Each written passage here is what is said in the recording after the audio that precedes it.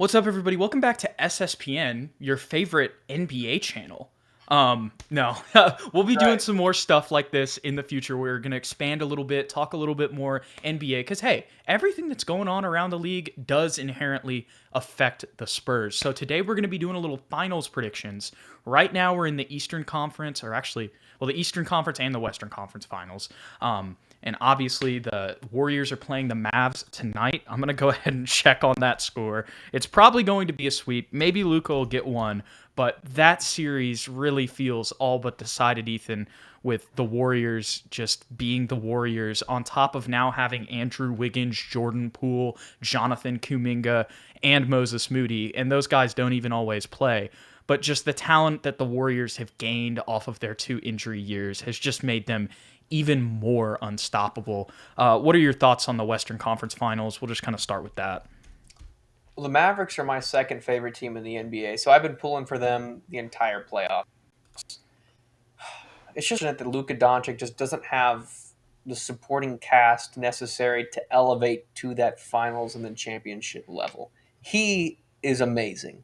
Nobody can tell me otherwise. I've watched almost all of his playoff games. He is not a selfish player. He gets his other teammates involved. Maybe he holds the ball a little bit too many times or shoots a little bit too But many. considering the roster, His supporting cast is all second round picks or undrafted players, and he is still making the most of it. And in game three against the Warriors, I believe it was 0 for 15, went Reggie Bullock and Maxi Kleba, two of their best 3 point shooters. They are a 3 point shooting team. They have surrounded him with guys that are snipers. So if they're not hitting their shots, they're going to lose. And no matter what Luka Doncic does, he can't pull them past Steph Curry, Jordan Poole, Klay Thompson, Draymond Green, Andrew Wiggins.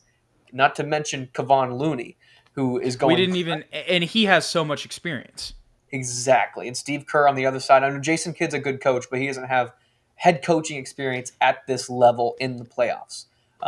Being that, saying that, he has done a phenomenal job defensively with this team because last year and the year before, the Mavericks were always known as that team that they're going to shoot the lights out, but they can't guard anybody. And this season, the playoffs, especially against those Phoenix Suns, they have been locking up. So shout out to Dallas.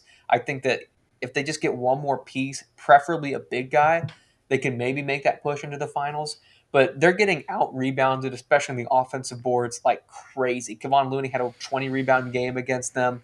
Like, you're not going to win if you're going 0 for 15 from 3 point land and also can't get an offensive rebound to save your life, no matter how many Especially points, against the Warriors. especially against the Warriors. No matter how many points, assists, and rebounds Luka Doncic is able to acquire at the end of the game. Um, so Warriors probably going to win in a sweep, unfortunately. Maybe game five, Luka's able to get a 50-point triple double tonight and just kind of force his way. I mean, I hope they push it. I hope that they beat the Warriors, but I just don't see it happening with the way that they're playing right now. So yeah, Warriors going to the finals again. I agree with you. They've just got so much depth, as I mentioned earlier. It's a whopping 4-3 right now, with 9 minutes and 25 seconds in the first. So not a super eventful first quarter here in the Western Conference Finals. We'll see if they sweep them tonight. I think it's going to be a gentleman's sweep if the Mavs can pull out a win. I wouldn't be too surprised actually if the Maybe. Mavs end up pulling out a win tonight, just for respect purposes for themselves. Like when Manu got the win in the 2-7 series way back in the day, the dreaded Kawhi season. Anyways, we'll stop talking about that. But we'll move on to the Eastern Conference Finals now, which is completely more competitive. I mean, it's either Boston's blowing them out or Miami's winning without Jimmy Butler, or Jimmy Butler's giving them 40. This is just one of the most wild series we've ever seen, but it's great because it's 2-2. So what are your final thoughts on this series? And who do you think, Ethan? I'm giving the floor to you first. I'm being the scaredy cat. Man, it doesn't even matter who's playing, in all honesty, especially for Miami, because they have such a great system, very similar to the old school Spurs system, where they can plug anybody in there and still play efficient basketball on both ends. And this game is really all about defense. These two teams, this is old school basketball. They're being physical. They're really forcing each other to take difficult shots and play in the half court set.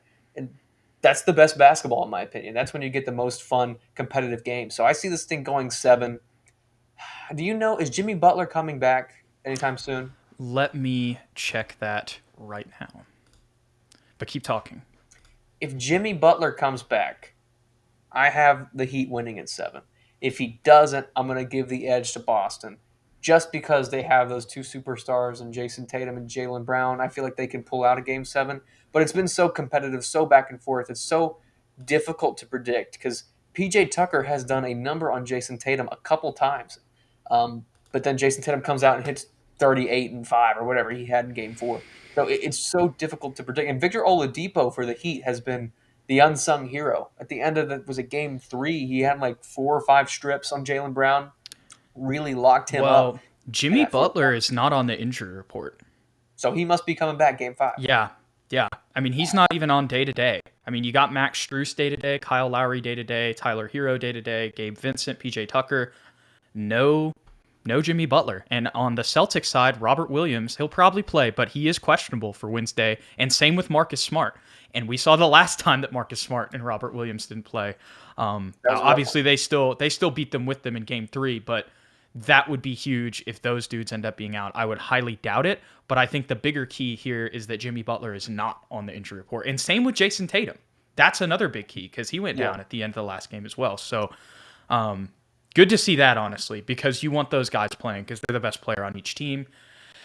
Coming to my prediction, I love Jimmy Butler. I think that he's a dog. I love his story. I love how he grinded for everything to get out of Tomball, Texas back in the day.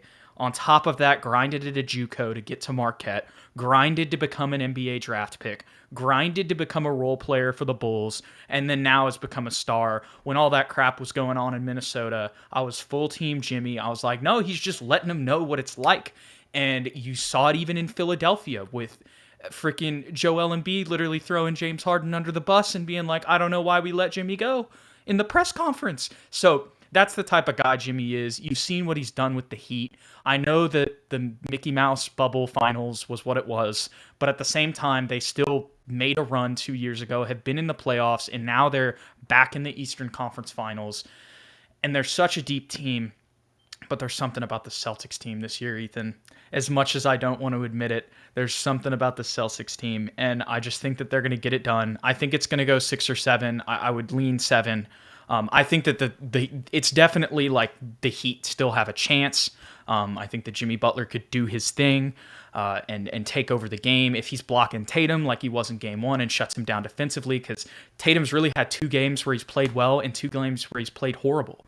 And that's been the 2 losses. So if Jimmy can shut down him for 2 more games this series, I think that's going to be the difference in these last 3. So watch that matchup. But also, I mean, it could be some other things too, 3-point shooting as well. Tyler Hero is going to be a big part of that too if he comes back. And if he comes back like completely healthy, that's another big question, because if there's no Tyler Hero, I just don't know if they're going to be able to overcome the Celtics team if they're on fire, because we've seen what happens when they get on fire. It's very similar to the Warriors. I don't think that the Celtics have as much depth as the Warriors, but just in the way that when they get going, it's hard to come back. Like if you give like a big lead to them, it's pretty much they're going to be on fire for the whole game, on top of the Will Hardy defense that they have implemented. Shout out to the Spurs. But with that being said, I'm going to roll with the Celtics in 7. But I want Jimmy to win. I want Jimmy to win the whole thing, in all honesty.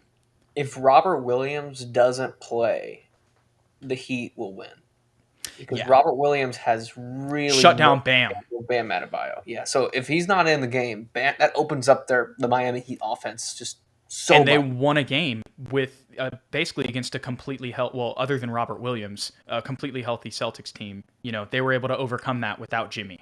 So that was huge, and that was because of Bam's 30-point double-double, excuse me. So very intriguing series, and at the end of the day, Ethan, we got some great freaking basketball, and regardless of who wins this East series, we're going to get an awesome NBA Finals. For sure. All right, well, I guess we can, since we're naming this NBA Finals predictions, you're going with the Heat, I'm going with the Celtics. We got to give our prediction for who's going to win the whole thing.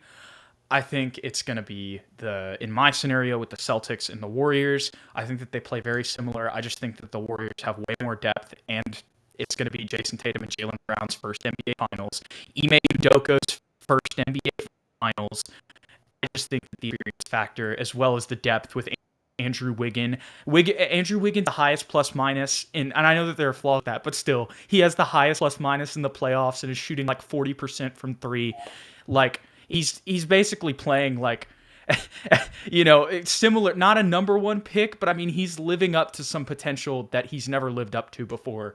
And I just think that that's going to be too much on top of Jordan Poole coming off the bench and Iguodala. Like, it's just too much, I think, for the Celtics. So in my scenario, it's Miami, Golden State. I'm going to go Miami because I don't think anybody has squeezed the Warriors yet defensively.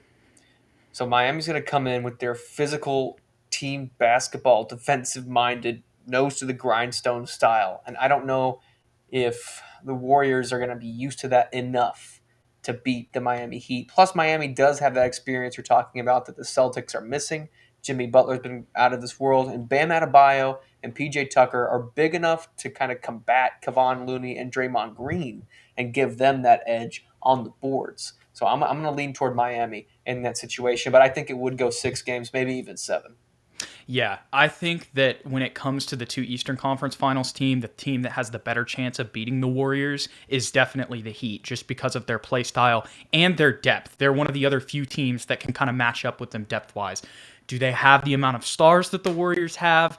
No.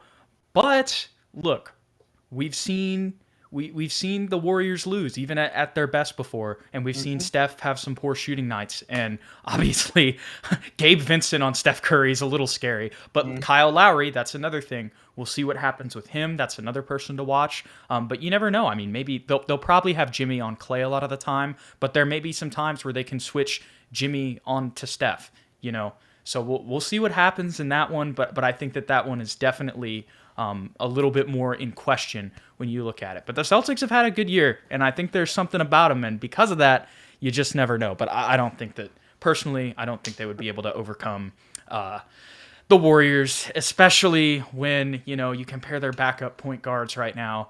We love our man Derek, but Jordan Poole is going to be splashing a bunch of threes, and Derek is going to be shooting 20%, and that's just not going to match up on top of, like Tatum and Brown can go for 30, but like so are Clay and Steph, or Wiggins, it's just too much. Insert Derek White to the starting lineup. Him and Marcus Smart locking up Steph Curry. Bench Tatum.